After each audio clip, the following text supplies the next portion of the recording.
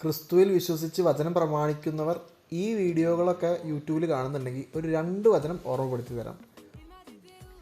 ആദ്യത്തെ വചനം ഫിലിപ്പിയർ പുസ്തകം 3-ാം അധ്യായത്തിലെ 19-ാം വചനം.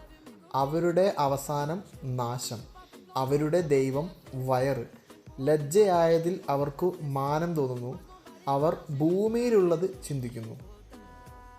രണ്ടാമത്തെ വചനം കൂടിയും പറഞ്ഞ് അവസാനിപ്പിക്കാം.